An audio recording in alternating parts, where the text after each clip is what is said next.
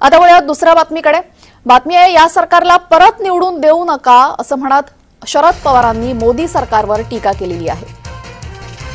या सरकारला परत निवडून देऊ नका, शरद पवार यांची मोदी सरकारवर टीका। महाराष्ट्रामध्ये महाविकास आघाडी विरुद्ध महायुती असा थेट सामना बघायला मिळतोय।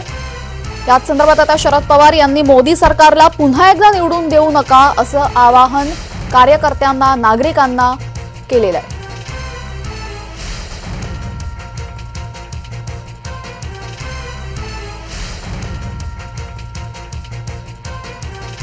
उद्यापासून मतदानाचा पहिला टप्पा सुरू होणार आहे, मतदानाला सुरुवात होणार आहे।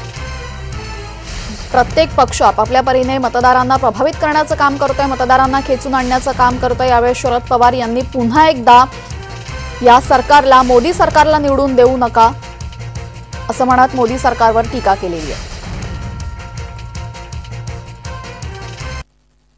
शब्द द्यायचा, आश्वासनं द्यायची आणि कृती उलटी करायची, ही जर नीती मोदींची असेल तर त्यांच्या हातामध्ये सत्ता द्यायची नाही, हा निकाल आपल्याला घ्यावा लागेल।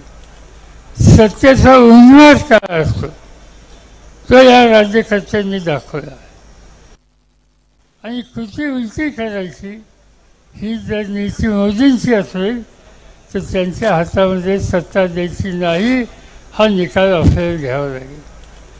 सत्तेचा उन्माद काय असतो तो या राज्यकर्त्यांनी दाखवला आणि त्याची उदाहरणं द्यायची झाली। झारखंड म्हणून राज्य आहे, आदिवासींचं राज्य आहे,